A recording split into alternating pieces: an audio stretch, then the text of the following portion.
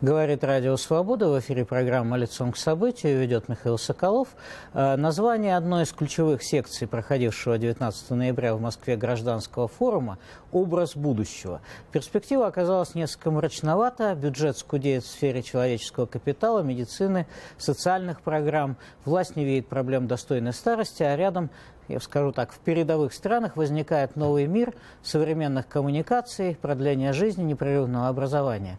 При этом мы можем сейчас отметить юбилей. Режим Путина методично подавляет ростки гражданской активности. 4 года закона об иностранных агентах, более 150 организаций разгромлено, парализовано. На открытии гражданского форума Людмила Алексеева предложила общественникам пройти юридическую подготовку с учетом опыта диссидентов, как вести себя при аресте, обыске, допросе и в тюрьме. О перспективах России мы поговорим в программе «Лицом к событию». У нас сегодня в студии гости, участники гражданского форума. Это политолог, член Федерального совета партии «Яблоко» Галина Михалева.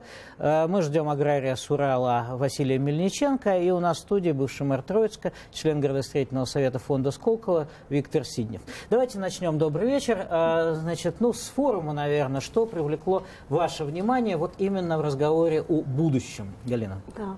Добрый вечер.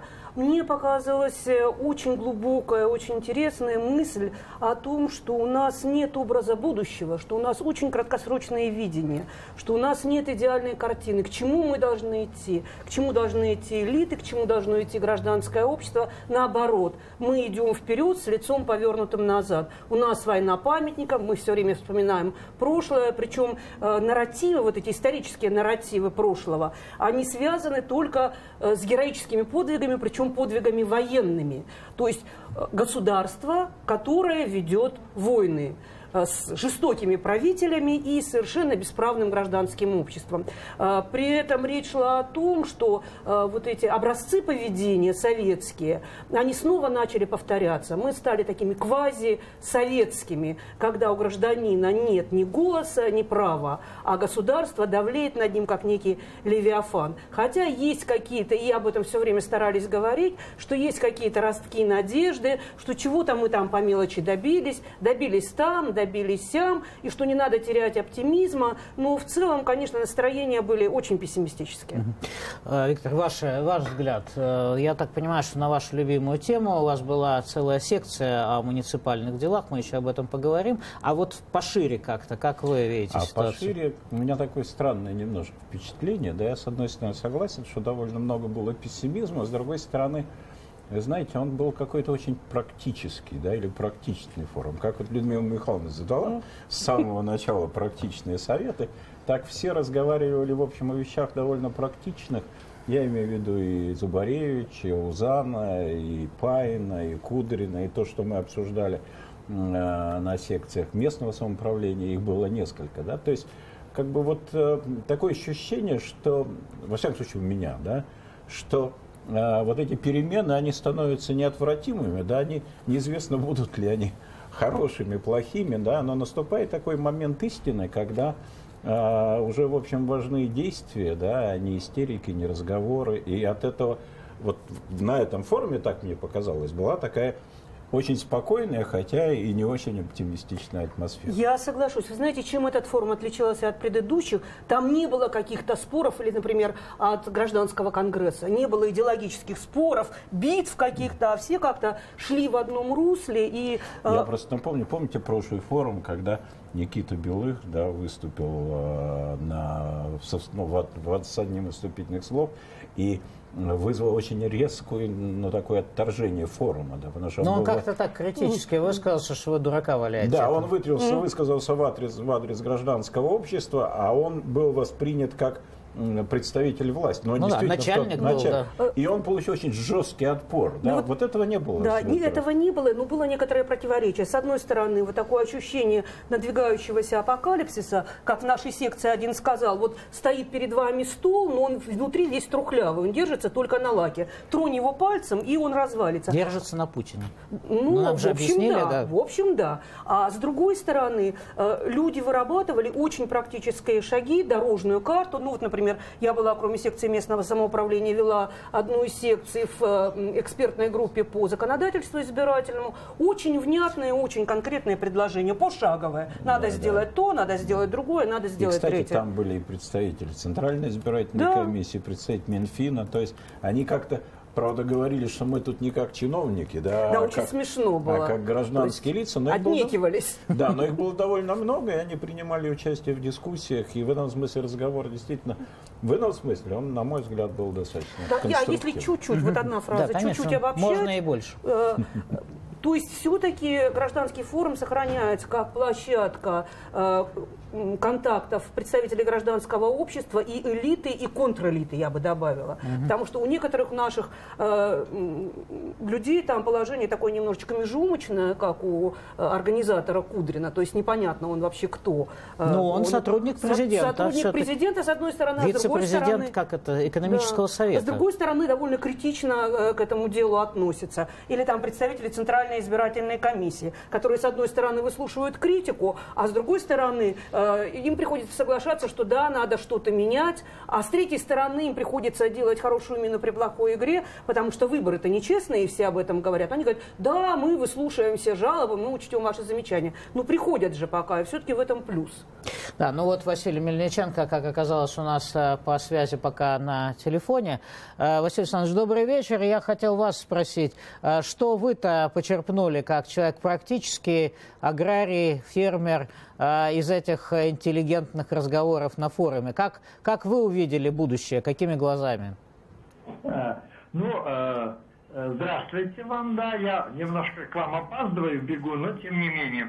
Что увидел? Вы знаете, будущее России, мне кажется, было у последней такой картинки, когда наградили великое количество девушек как победителей конкурса. И вы, может быть, заметили, что там не было мужчин, несколько парней и около 40 девушек. Вот это красивое лицо будущей России, мне показалось на гражданском форуме. В первую очередь. Что почерпнул? Я участвовал, первое, это местное сообщество, местное самоуправление, как устраивать у панели. И круглый стол мы вели развитие сельских территорий, какие есть стратегии, тактики и всего. Вы знаете, при всем пессимизме, при том, что все как-то были скованы тем, что непонятно, что делать, так ведь вся Россия на сегодняшний день не знает, куда она идет. То есть такого внятного будущего действительно нет. И все равно на секции развития сельских территорий была озвучена по-настоящему идея национальная, великодержавного русского народа, это укоренение народа на земле. В первую очередь, завершение земельной реформы, начатой 150 лет назад. Видите, какие у нас шаги длинные, что-либо решить. Так что все быстро не получается. Хорошо бы еще крепостное право отменить. И мы, в общем-то, предложили, что есть такое дело, как завершить земельную реформу надо немедленно, без нее опять не получится никакого местного самоуправления, потому что надо наполнять местные бюджеты, надо делать самодостаточные бюджеты муниципальных образований, надо передавать туда полномочия однозначно, надо, чтобы люди российские начали работать. Это то, что звучало на наших секциях. А то они дурака валяют, российские люди. Тоже работают, наверное, но получают мало. Не все хорошо, не все плохо. Вы знаете, я бы не сказал, что российские люди работают, потому что огромная страна производит очень мало продукции. Очень мало, как говорится, не по чину. Ей бы производить значительно больше продукции. Мы действительно, то, что озвучивают министры, мы же ведь в состоянии потенциально произвести, допустим, и продать продуктов питания, накормить в первую очередь своих 146 миллионов человек. Мы это все бы в состоянии. Необходима разумная политика, государства в том числе. И все нормально, ведь мы умеем работать. Это правда. Только действительно валяем дурака. Вот. Россия, ведь она такая сейчас лежит как бомж у дверей. Вот, да, вот никому не нужный, никому ничего, вот все такого дела. На всех обижаемся. А на самом деле мы просто должны встать, отряхнуться и начать работать, начать созидать. Вот этот мотив я пытался убедить всех, вот, что есть и возможности, и есть желание у нас работать. А так, в основном, сколько бы ни стонать, рисовать свое красивое будущее, роботов, как мы будем все на роботах кататься, может быть и будем, вот, знаешь, вот, но как же мы можем оставить человека без работы? У нас и так сейчас порядка 80-90 миллионов граждан России вообще ничего не производят. Вообще ничего не производят. Это и есть наша трагедия на самом деле. Ну, я думаю, что мы кое-что производим все-таки, в частности, например, умы на экспорт. Вот как это тоже обсуждалось на форуме, да, Галин? Да, обсуждалось, но я одно маленькое замечание хочу сказать. Уж раз речь зашла об отмене крепостного права, вообще надо возвращаться ко всему комплексу великих реформ Александра II, и независимой судебной системы у нас ее нет, и автономия университетов, и реформа армии, ну и так далее. И далее по списку. То есть мы, как говорит Аузан все время, снова вернулись в ту же самую колею, по которой мы идем. То есть надо все это восстанавливать, говоря умным языком, восстанавливать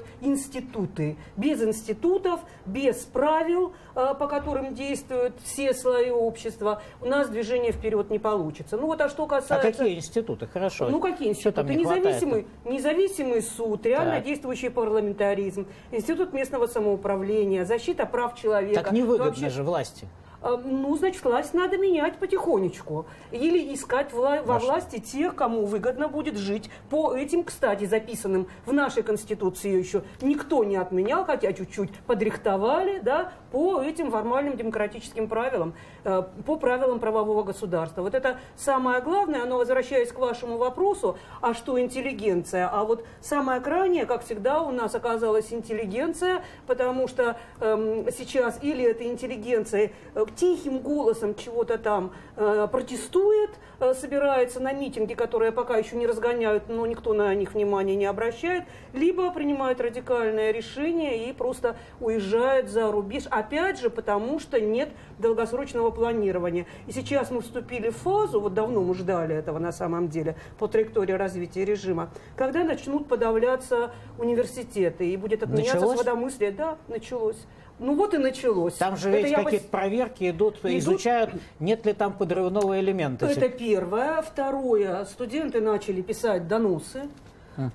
И дальше всем преподавателям рекомендуется не очень критически высказываться на своих лекциях. В общем, вот в части моего предмета, например, политологии, мы идем сейчас в ту сторону, куда пошел Узбекистан. Там в прошлом году все факультеты политологии распустили, и преподавателей студентов послали на хлопок. Ну вот, да, это, конечно, сильно, как в авторитарном режиме. Да? На физтехе когда-то перефразировали известную поговорку, и она звучала так, что общество всегда падает прослойкой вниз. Да, Виктор Владимирович, ну вот все-таки уже упомянуты ваши, значит, любимые муниципальные дела. Давайте немножко о них поговорим. Вот выступала Наталья Зубаревич, говорила о многих проблемах, связанных там с бюджетом, с тем, что отобрали полномочия у регионов, да и уж про города можно и не говорить. Ну и вот она сказала, вот давайте мы там вернем прямые выборы мэров. Ну, а кому это выгодно? Вот ваш ответ. Но дело в том, что, понимаете, любые реформы, к сожалению, делаются не тогда, когда все хорошо, да, а тогда, когда все плохо. И сегодня, на самом деле, власть начинает испытывать огромные трудности, прежде всего экономические, мы это прекрасно понимаем. В первом чтении принят бюджет 2017 года, где прямо сказано, что резервный фонд заканчивается в 2017 году. И это означает, что в 2018 году уже будут серьезные проблемы с выплатой зарплат бюджетникам, с пенсиями и так далее. И в этой ситуации, конечно, власть готова переложить ответственность на кого-то еще. Да? Вот пока были тучные годы, пока нефть была по $100, все проблемы можно было залить деньгами. Да? Там, где возникала напряженность, мы помним принятие 122-го закона, да? Помните? Когда ветераны, да, выступили с протестом против монетизации льгот. Но вопрос был решен просто выделением дополнительных денег. Больше так не работает. И я, будучи мэром в Троицке, переживал несколько разных периодов. Я хорошо помню период кризиса 8-9 года, когда вдруг нам начали отдавать назад наши полномочия. Если у нас отбирали, например, дороги, да, муниципальные, потому что в бюджете областном были деньги на ремонт дорог, и, конечно, хотелось их самим освоить на областном уровне. Как только их не стало, нам сказали: забирайте дороги и делайте с ними что хотите. Слушайте, это а можно проблема. я вам задам вопрос по ходу? Я сегодня увидел в агентстве «Интерфакс» потрясшее меня сообщение, может, я неправильно считаю. Смотрите, торжественно в Тверской области открывают дорогу сейчас с губернатором и так далее. Дорога 700 метров стоит, там какое-то ответвление от трассы куда-то к туристскому объекту, стоит 88 миллионов рублей. Значит, 126 тысяч, я посчитал, рублей за погодный метр, да, четырехполосной дороги. А воруют или нет? Ну, мне кажется, это немного, кстати. Немного, да? Да. Если то есть вы меня успокоили? Да, если это качественная Немного дорога. воруют. Не, воруют много, но в данном случае вот это не производит какое-то впечатление фантастической цифры. Да, мы строим дороги гораздо дороже, чем, например, Китай, да, там в разы или даже в десятки раз, но в разы. Но вот в данном случае не скажу. То есть, в принципе, можно работать, в общем, не воруя сильно? Ну, понимаете, мне кажется, единственный способ – это создание конкуренции. И там, где есть конкуренция, там, соответственно, меньше воруют. Вот я бы добавила еще по местному самоуправлению. Сейчас мы поговорим. Очень важная, на мой взгляд, вещь, которая там обсуждалась, это сокращение числа муниципальных образований, перевод сельских поселений в городские, то есть укрупнение их.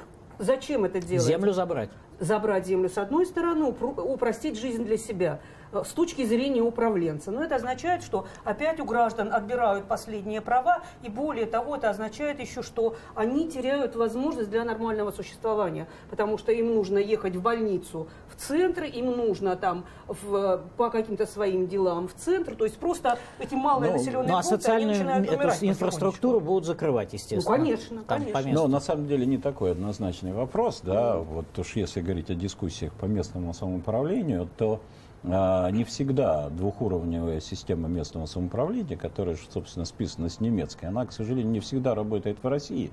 И если мы вспомним нашу замечательную конституцию, действительно замечательную, и дай бог. Елена Лукьянова все объяснила на форуме. Да, но плохо прочитанную, кстати, да, как сказала Лукьянова на заседании. Так вот, там говорится, что местное самоуправление должно строиться с учетом особенностей и традиций каждой территории. Потому что у нас очень часто, да, например, при двухуровневой системе возникает конфликт между уровнем района и уровнем поселения. А есть такой пример Домодедовского района, и Леонид Павлович Ковалевский, который многие годы руководил этим, кстати, он и ученый, специалист по местному самоуправлению. Так вот, там объединение, так сказать, всего района фактически и превращение в городской округ дало очень серьезный толчок. Ну, это потому что, наверное, рядом с Москвой, аэропорт, все это, так сказать, это такой уникальный случай. Да, а я об этом и говорю, что не всегда простые истины, они очевидны. Ну, это есть тенденция определенная, а тенденция, она есть как раз в другом, очевидна. Тенденция как раз действительно в другом, потому что там же в нашей Конституции написано, что, например, структуру местного самоуправления, да, жители территории определяют самостоятельно. Нас в последние годы лишили этого права. Нас лишили права выбирать мэров, да, разрешив регионам устанавливать способ выборности мэра. Фактически невыборности. Да, фактически невыборности. Хотя Верховный суд сейчас сказал, что должна быть, не Верховный, Конституционный суд сказал, что должна быть вариативность, но они почему-то сказали, что вариативность должна быть для малых поселений, да, а для больших все равно оставили право регионов самим устанавливать.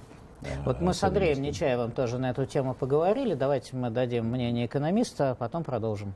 Касательно выборов мэров, например, и вообще расширения прав местного самоуправления и прав региональной власти, мне кажется, очень простой аргумент.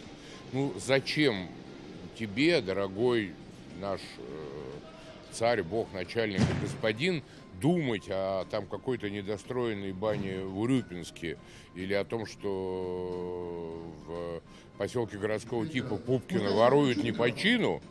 Да пусть они сами этим занимаются, и пусть все знают, что это они виноваты в том, что в кране нет горячей воды. А когда ты все перетягиваешь на себя, и деньги, и полномочия, и принятие решений, ну ты несешь за это ответственность. А тебе это надо? Вот почему не действует эта логика? Почему действительно центральная власть не хочет сбросить эти проблемы, которые нарастают, вместе с полномочиями туда, вниз? А потому что если начнет где-то расшатываться, то может и до самого верха дойти. Понимаете? Там То есть замораживание насмерть. Ну, и это просто логика развития режима, а единый центр принятия решений. Даже если ты допустишь какую-то вольность, даже на самом низу, в том же самом Троицке, в каком-нибудь Урюпинске, да, а глядишь, от Урюпинска и до Москвы дойдет. Поэтому по-другому здесь просто невозможно. И я бы добавила еще к этому важную одну вещь. Это касается и способов формирования власти. То есть власть всеми способами старается обеспечить такую имитационную избирательную систему, чтобы те, кто есть у власти, там же оставались. Те, кого власть хочет сменить, она бы их меняла. А если не хочет менять, то менять и не будет. Вот, скажем, нарезка округов, так называемая лепестковая, gerrymandering, да, присоединение города к деревне. Это именно для смычка, этого. как говорил Чуров. Смычка, да, смычка. Это именно Ленинская. это, чтобы не допустить никаких оппозиционных настроений, никаких оппозиционных голосований. Вот это все туда же, это все в одну и ту же кассу. Но мне кажется, все-таки вот так было, да, и так было, когда у власти была возможность, да, собрав все ресурсы наверху, дальше распределять их до самого низу. И я помню мою дискуссию с Владимиром Вольфовичем Жириновским на передаче у Соловьева, когда Надеждин участвовал в поединке. И когда Владимир Вольфович сказал, что эти мэры вообще ничего не делают, дошли до того, что деньги в бюджет возвращают. И мне пришлось объяснить. В тот год действительно были выделены из федерального бюджета 15 миллиардов рублей на благоустройство всех городов районных в России, и в тот же год было 450... Но теперь-то этого не будет.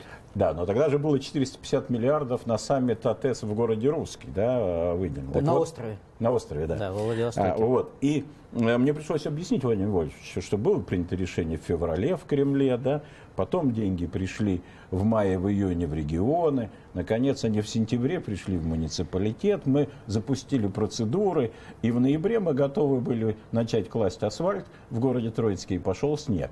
И дальше у меня выбор, да, либо я верну эти деньги в бюджет, либо я начну класть асфальт в снег, и жители скажут, что эти власти, ну, совсем с ума сошли, совестью у них нет. Но те, кто теперь назначенные, они с удовольствием снег положат, вот, и доложат, и наверх доложат, что они положили асфальт, а потом попросят еще денег на ремонт. Я хочу сказать, и кладут регулярно, кстати говоря, в том числе в Москве. Вот в Москве, пожалуйста. Смотрите, сейчас вот все. Слушайте, у нас Мельниченко рвется просто, мне тут сигналит. Давайте мы дадим, пожалуйста.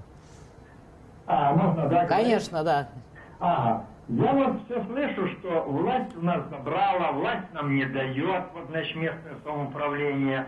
Я хочу просто добавить, что оно-то кому-то надо, не забрала власть, а мы отдали местное самоуправление в руки, так сказать, власти. То есть не вышли на улицы и не стали протестовать, правильно? Да, конечно, да, мы же не стали, да, мы вообще не стали создавать настоящее местное самоуправление снизу. Подождите, то есть вы меня не сбивайте, то есть вы не поехали на тракторах с коровами в Екатеринбург, например, протестовать, а почему вы не поехали? Я хочу добавить, что у нас в Свердловской области давно сельские территории, городские округа, города все, да, сельские территории в 1000 квадратных километров городами назвали. И никто не кашляет, вот, и, в общем-то, все привыкли и говорят, да и черт с ним, город и город, вот. То есть ничего никто не замечает, и мы не берем инициативу в свои руки снизу вообще, вот. То есть вот в этом есть проблема на самом деле. То есть пассивность народа, правильно? Конечно. Это да, то, что рассказывал Левинсон. Отдают, вот, значит, все. То есть это наша болезнь и наша проблема. А обсуждать это все, 20 лет мы обсуждаем одно и то же. Местное самоуправление в жизни Россия не видела, какое оно, и не знала, как это делается. Как? А при государе-императоре? Да вы что, земства были? Да, так это были зародыши местного самоуправления, и они были очень недолговечные. У нас действительно есть следы, построены ими школы, управы, в которых сегодня администрации до сих пор расположены. Это, наверное, было действительно лучшее время для развития территорий.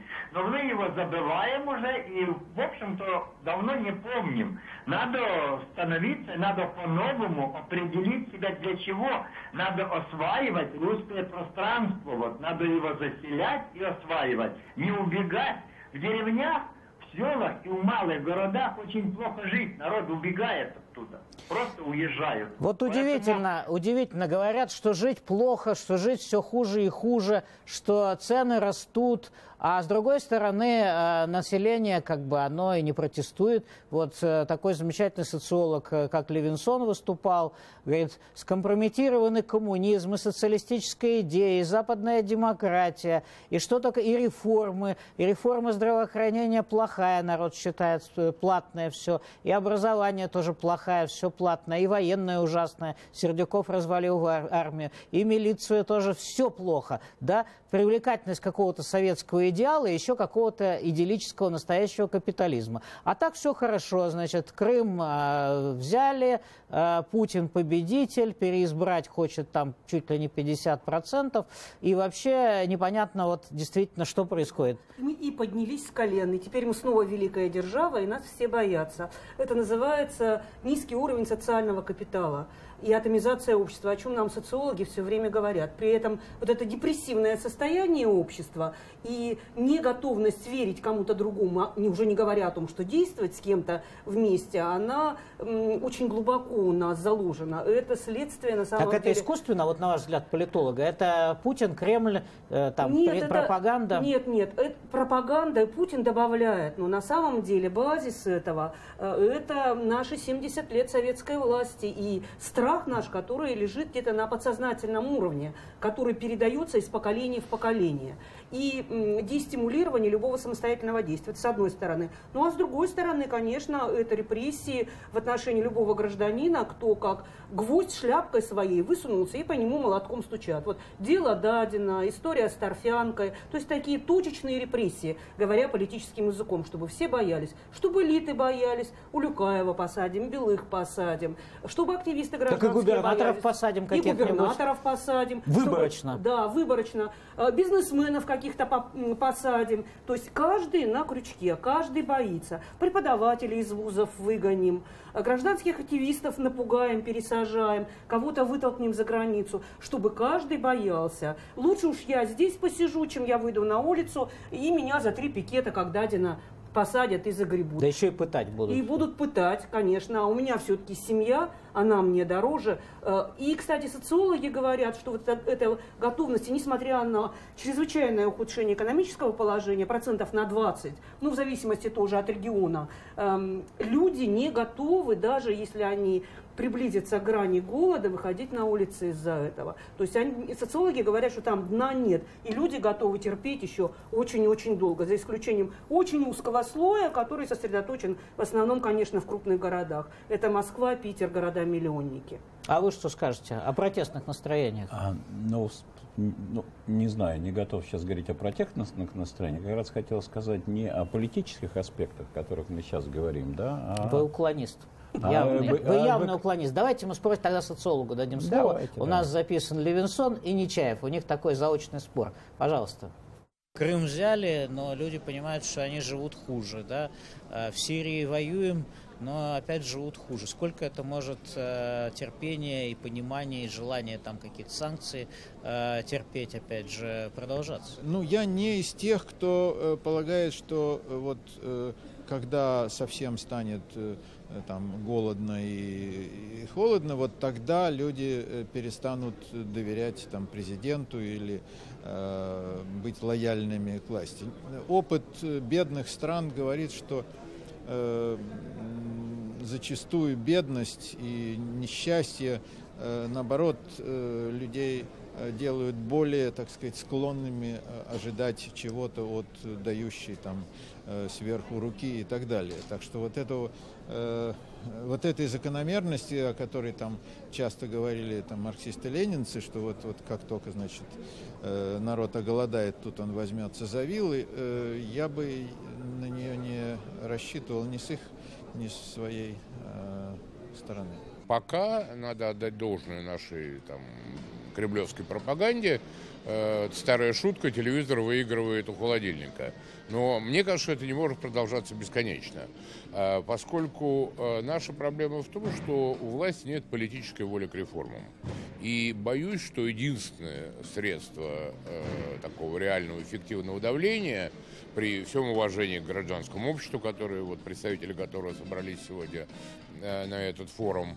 Но до тех пор, пока не будет давления на власть снизу, вот этих возмущенных граждан, никаких кардинальных изменений в политике нам ждать не приходится. Во власти-то у нас люди не глупые, они, в общем, ситуацию оценивают трезво, и в этом смысле пора выбора уже наступила.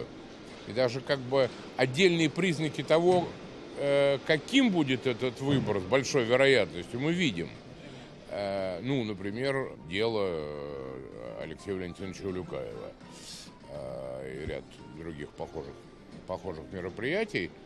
Но это не означает, что этот выбор сделан однозначно и навсегда.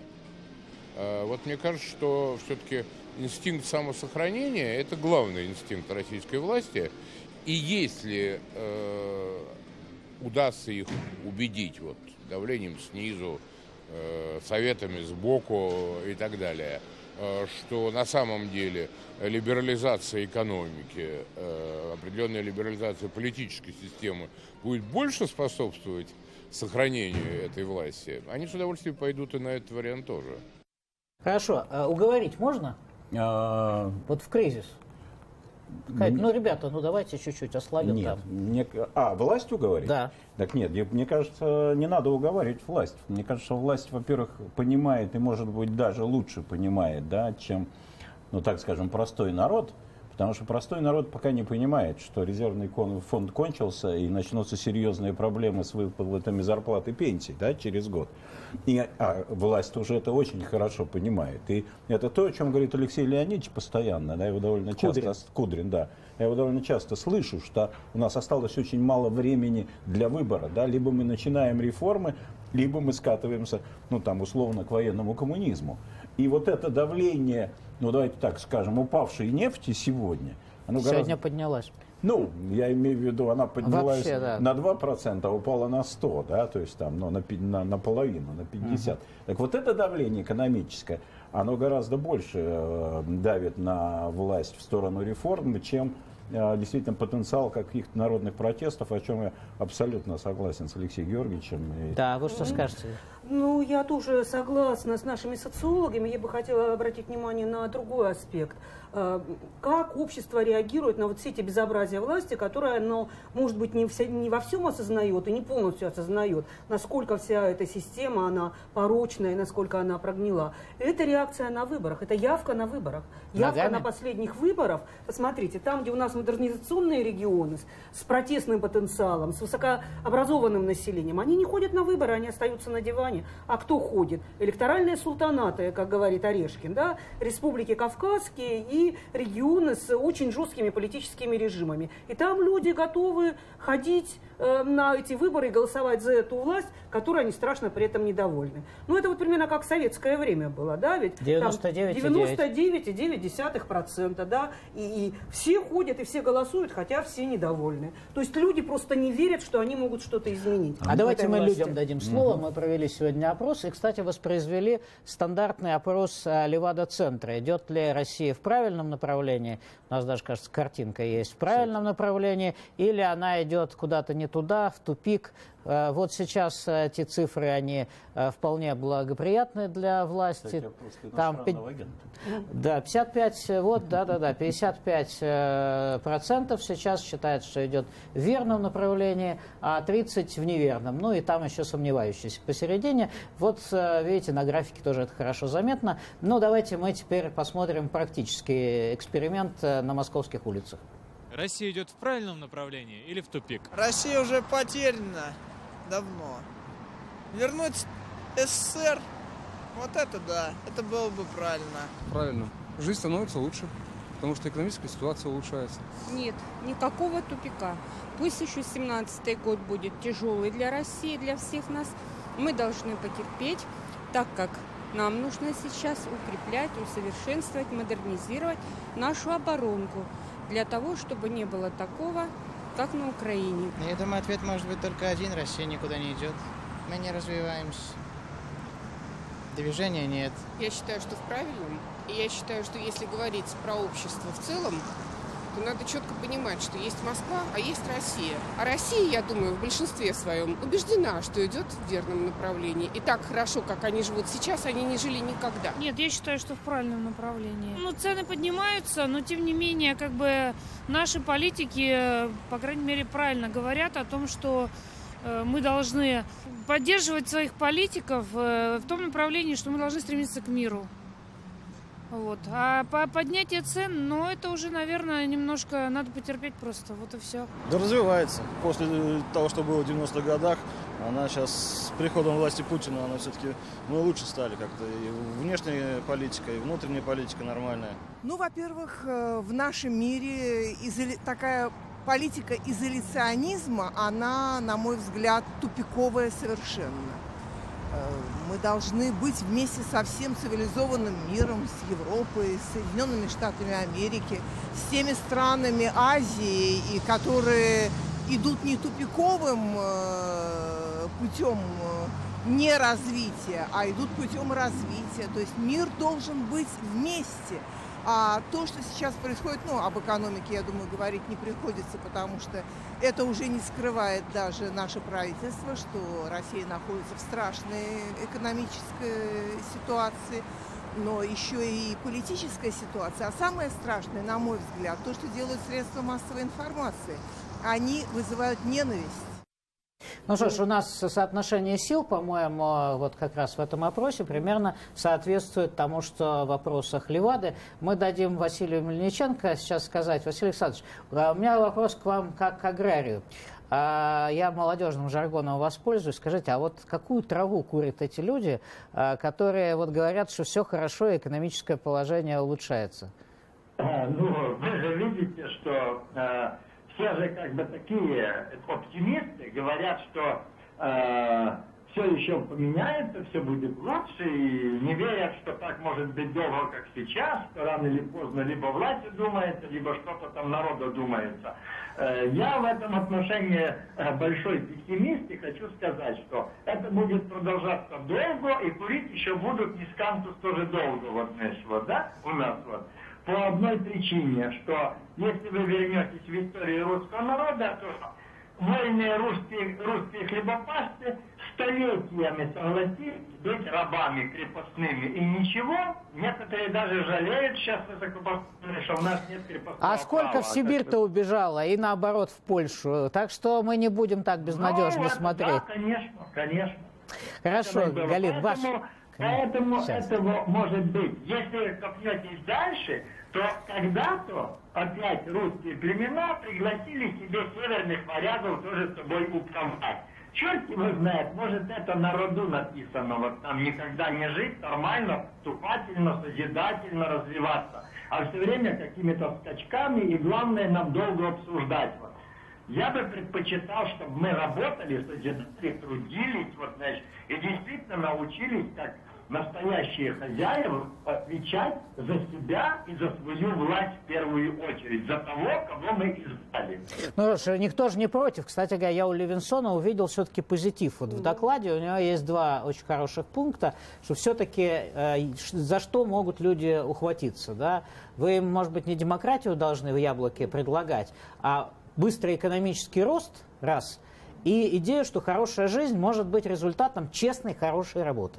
Вот не жульничество и не воровства. Я с другого немножечко начну, этого тоже коснусь. Вот очень важную мысль высказала последняя из опрошенных. Она сказала об увеличении градуса ненависти в обществе. И, кстати, структуры, практически аффилированные сейчас с властью, эту ненависть подогревают. Я имею в виду, например, прицерковные такие группы. Бизнес такой, да, у храма. Да, бизнес у храма, вот эти 40 сороков, православная инквизиция, Божья воля, борцы с памятниками, там какие-нибудь ночные волки, вот эти казаки, кстати. А это тоже гражданское общество. А вот это вот такое гражданское общество наоборот, которое властью формируется. Кстати, это не новый прием, эта власть практиковала еще и в ранние периоды перестройки, делала параллельные мемориалы. Ну, например. Владимир Вольфович Жириновский оттуда. И Жириновский, конечно. Как первая партия альтернативная КПСС, созданная КПСС, и Комитетом госбезопасности. Вторая мысль – это вот такое устройство сознания у людей по принципу подводной лодки с отсеками, которые друг от друга отделены. То есть они одновременно могут верить в разные вещи, которые противоречат совершенно друг другу. И здесь я вспоминаю знакомый нам по советским временам, описанный хорошо Оруэллом, феномен двоемыслия. Да? То есть человек одновременно верит и в одно, и в другое. Ну вот, это, мне кажется, очень важно. Вопрос был, что-то он у меня уехал. А вопрос был как раз о том, собственно, как жить дальше все-таки. Мне кажется, это самое главное. Да, смотрите, вот несмотря на всю эту ужасную ситуацию, есть программы, которые даже в этой ситуации можно реализовывать. И я здесь вспоминаю программу, довольно подробно разработанную Григорием Алексеевичем Явлинским «Дома, земля, дороги». Как можно поднять спрос и развить промышленность, осуществив вековую мечту людей, предоставляя им бесплатно землю, но с инфраструктурой. Потому что даже правительство взяло из этого часть. Помните, это гектар знаменитый на Дальнем Востоке, в отдаленных пунктах. Там что-то берут, но как-то да нет, конечно, без инфраструктуры. Если тебе дают 30-40 километров, и там ни газа, ни света, ничего. Кому это надо? Ну, там, знаете, там есть интересная уже с этой историей с раздачей этих гектаров. Кстати, Навальный же это изучал, что там практически невозможно через интернет было записаться, собственно. Все уже лучшие участки оказались разобраны там на берегах озер, где охоту можно устроить и так далее. Почему-то они уже заняты. Например. Ну, вот это главная наша особенность нашей системы, это коррупция на всех уровнях. То, с чем тоже люди готовы жить и в чем они охотно или неохотно все равно участвуют на низовом уровне. То есть, конечно, не у всех там миллиарды в квартире лежат в разной валюте, которую на 5 грузовиках надо вывозить. Да, но каждый там давал, наверное, гаишнику, ГИБДДшнику или там врачу, или учителю на подарок собирал. То есть вот эта коррупция, которая все пронизывает, она рушит институты. Почему институты не работают? Из-за коррупции. И поэтому очень важно пошагово эту ситуацию менять. А то, что это меняется, вот тоже с чем я не согласна, вот с такой пессимистической установкой, то есть которая мрачное была... будущее вам не близко? Да нет, вы знаете, я по натуре оптимистка. Я думаю, мы с вами прекрасно помним, как мы жили какие-нибудь начало 80-х годов, когда вот эта каменная стена КПСС, КГБ, она оказалась совершенно глухой. Нам казалось, что мы всю оставшуюся жизнь будем жить в советское время. А теперь стена ФСБ. А теперь, ну, она такая, знаете, не очень прочная. Она такая, как-то, я не помню, кто сказал, что надо все время кидать мячиком, хоть пусть он и резиновый, в одно и то же место. Эта стена начнет постепенно рушиться, по ней пойдут какие-то разрывы, разрушения, и в конце концов, если мячиков таких будет много по разным направлениям, то очень хорошие шансы, что ситуация изменится. Ну вот мы с Иваном Бектиным тоже на форуме поговорили о том, можно ли менять власть и как. У него парадоксальный взгляд. Давайте посмотрим, послушаем. Как можно контролировать власть, которая не хочет, чтобы ее контролировали? Ни одна власть, на самом деле, в мире не особо не горит желанием, чтобы ее контролировали. Просто некоторые понимают это как некоторую неизбежную необходимость, а некоторые пытаются сопротивляться. Здесь, может, даже вопрос не контроля. Контроль – это попытаться встроиться в процессы, когда там решение еще не принято. А у нас очень большие проблемы, я бы знал, то, что называется общественный аудит. То, что когда уже даже какое-то решение принято, и на бумагах написано, что все должно быть прекрасно, там смотришь какой-то госконтракт и понимаешь, что вот должны действительно построить больницу или школу, отремонтировать дорогу, там, поставить новые парты, купить еду. Но по факту этого не происходит. По факту там возникает огромное количество нюансов, и общество сейчас, например, даже в России, оно обладает кучей возможностей по контролю, именно по контролю того, что типа должно быть сделано хорошо, и почти никаких возможностей по аудиту. И почти все нарушения, все проблемы, с которыми мы сталкиваемся, и вот все эти истории с крайне низким качеством жизни, которые возникают из-за плохой работы государства, это из-за невозможности общества проводить аудит того же, что на самом деле государство делает. Вот это, конечно, большая беда. Вы уже готовы уходить в подполье, как посоветовала Людмила Михайловна, похоже? Нет. Я текущее состояние, знаете, называю как странные времена. Людмила Михайловна описывает это как уже темные времена. Если темные времена, то действительно берданка, тушенка, подвал и круговая оборона. Вот. Но у нас не темные времена, у нас странные времена. И власти в том-то и дело, что они не всегда проводят исключительно антинародную политику. Очень многие из их решений, ну вот я знаю много решений, например, там, прозрачность государственных финансов. Ну, там, Россия в топ-10 стран по уровню открытости своих бюджетов, контрактов, субсидий. Ни одной страны мира, я на самом деле, не знаю, с таким объемом раскрытия информации. Другой вопрос, что это не очень помогает обществу до конца, но уровень прозрачности запредельный. Есть хорошие вещи. Полно плохого, гораздо больше, если про это говорить. Но дело поэтому времена странные. У нас нету вот чистого темного средневековья. Если бы оно было, моя жизнь была бы гораздо проще, например. Ну, там, ты принимаешь сторону, ну, скорее все-таки ту, которая с этим борется, и живешь с этим дальше. А в ситуации, когда вот сейчас все непонятно, то методы такой как-то уклоняться, диссидентские методы, которые вот, в Советском Союзе, они не очень-то применимы. Какие применимы? Я исповедую очень простую идеологию, что меня, например, там, меньше волнуют там, вопросы политические, меня очень волнуют вопросы развития общества. У меня есть некоторый тезис, которого я жестко придерживаюсь, что технологии сейчас меняют мир гораздо больше, чем любая общественная деятельность. И старая модель большого количества некоммерческих организаций, которые потихонечку, по кусочкам, каждый занимался своей правозащитной деятельностью, да, она меняется. Вместо них приходят крупные технологические компании, и влияние Фейсбука сейчас больше, чем вообще всех общественных организаций в мире вместе взятых. Выключат Фейсбук, и не будет влияния? Ну, во-первых, уже не выключат, вот если говорить об этом. Во-вторых, кроме него есть огромное количество других. Google, Facebook, Apple и все остальные технологические компании имеют гораздо больше влияния на нашу повседневную жизнь, чем любые общественные организации, которые пытаются нас приучить к каким-то технологиям. Ну вот это был Иван Бексин, координатор проекта «Открытые данные» Комитета гражданских инициатив, очень хороший айтишник. И я, Виктор Владимирович, хочу спросить, а вы технологический оптимист или нет? Вот технологии изменят мир, и тут невозможно будет жить даже при Путине по-другому, да? Ну, отчасти, не по-другому. Отчасти я с ним согласен. Да? Недавно мне попался такой для меня удивительный термин, который называется юберизация общества. Да? И, по сути дела, когда у вас технология обеспечивает диктат, да, потребителя, а не диктат продавца. Да. Оказалось, что наши таксисты, от которых мы все зависели, помните, в советское время, да, мы стояли, поднимали руки, они гордо проезжали мимо нас с надписью «В парк». Да. То сегодня, вот, собственно, эта технология, которая пришла, она поменяла это отношение. Теперь вообще-то мы решаем, да, кого нам выбрать и почем. И почем, да. Поэтому я, с одной стороны, согласен с Иваном, с другой стороны, ничего же не делается без участия людей, да, и, в общем, все зависит от нас. И я хотел, вот, если можно, пару слов сказать о том, о чем мы все-таки говорили на одной из муниципальных секций.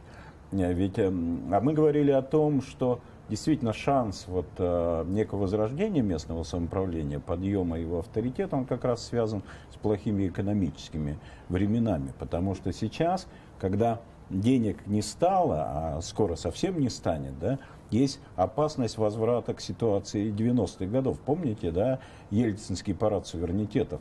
Ведь он был, Ельцин его объявлял не потому, что ему, как бы он был такой демократ, да, и готов был раздавать свою власть. Пусть сами выкручиваются. Да, пусть сами выкручиваются. По-другому и не получилось. Да, так вот эти времена опять наступают, и есть такая опасность, да, что сейчас опять возникнут центробежные силы. И те регионы, особенно, которые мы сегодня покупаем, да, в нашей стране, мы знаем эти регионы, у которых дотационность бюджетов там превышает всякие разумные границы. Там будут проявляться очень сильные центробежные тенденции. И вот местное самоуправление в этом случае на самом деле... Ну, значит, деньги надо давать не на региональный уровень, а на уровень местного самоуправления. Если уж давать их куда-то. Конечно. И вспоминая, Василий-то этого почему-то не сказал, если мы вспомним там реформу земскую Александра II, да, то вообще-то 80% денег оставалось на земле. Ну, финансовая база для местного самоуправления. Да, а сегодня осталось 15%.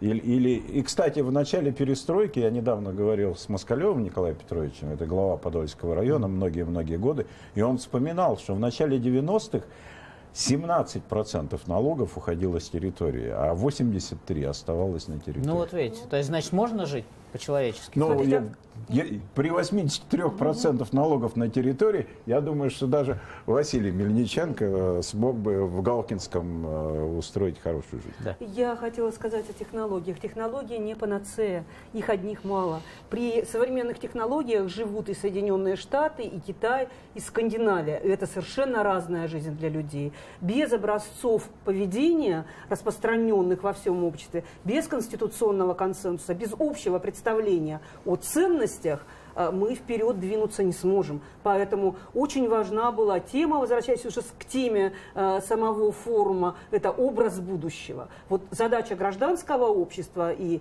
нашей прогрессивной элиты, если она вообще-то есть еще, да, это конструирование такого образа будущего и одновременно адекватная оценка прошлого. Потому что мы сейчас идем к тому, что все, что не было, все у нас прекрасно, все хорошо, и никаких черных страниц в нашей истории не было. 90-е были проклятые. Ну, причем все нынешние руководители России, они выходцы из 90-х, да, сделали карьеру, сделали деньги, и были бы абсолютно ничем и никем, если бы, собственно, не перестройка и не Ельцин, да?